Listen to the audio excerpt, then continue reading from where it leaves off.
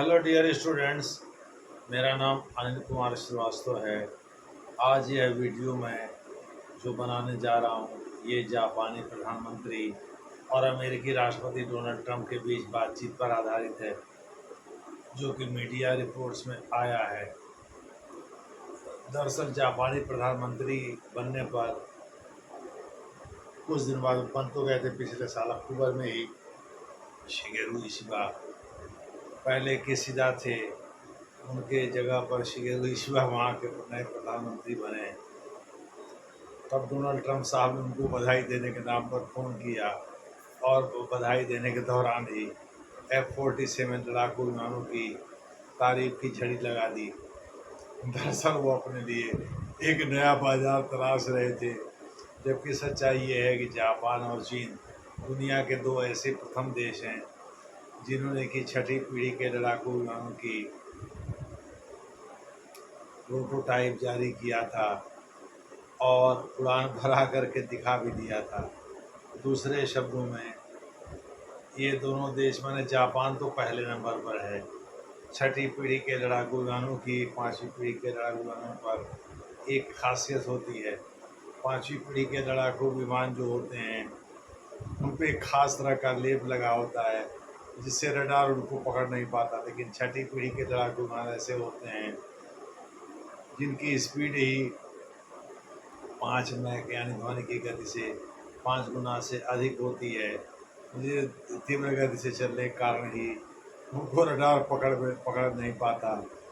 इस प्रकार से छठी पीढ़ी के लड़ाकू विमान बहुत तीव्र गति से चलने वाले हाइपरसोनिक विमान होते हैं और इस प्रकार से उनको रडार के लिए पकड़ना मुश्किल हो जाता है।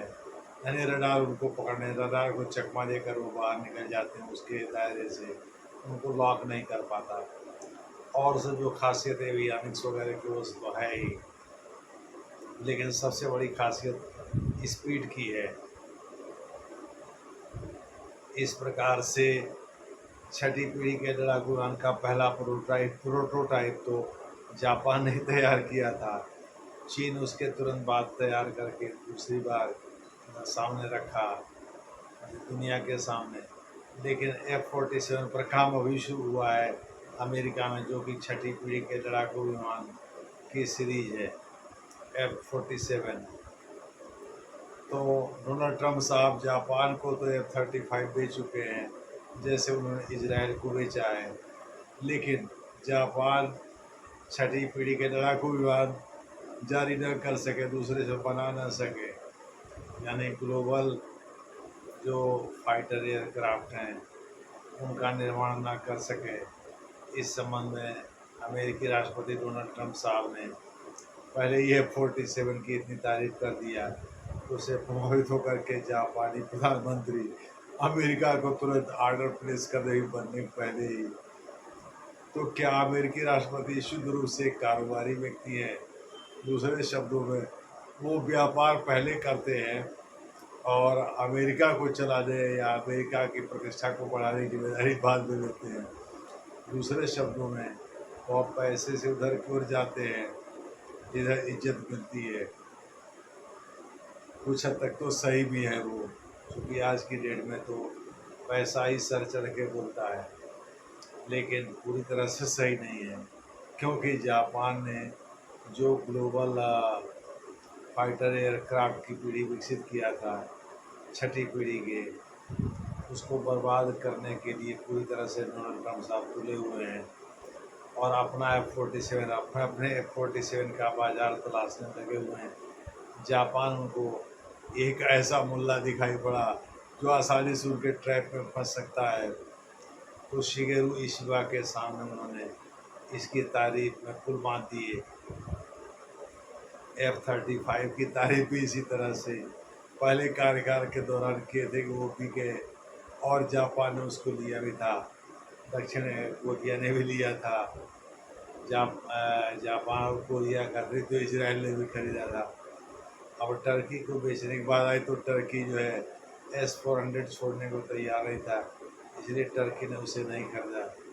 हालांकि अब टर्की ने खुद ही प्रस्ताव दिया है भाई वो $100 बिलियन का के बराबर का अमेरिका से F-35 लेना चाहता है।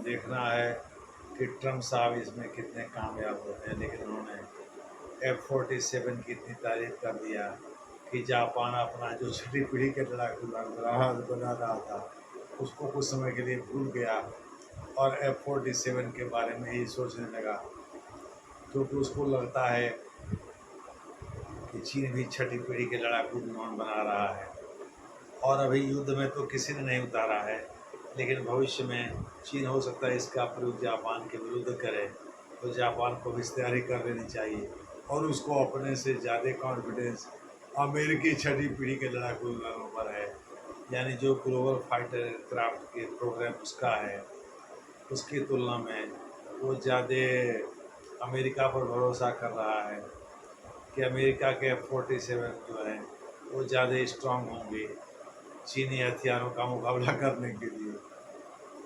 इसलिए शिगेरू इशिबा जो है थोड़े से असमंजस में दिख भी रहे हैं, हो सकता है वो ऑर्डर भी दे दें भविष्य में और अपना खुद का कार्यक्रम जो है रद्द कर दें। देखना होगा आगे जैसा होगा उसकी चर्चा उसी तरह से की जाएगी।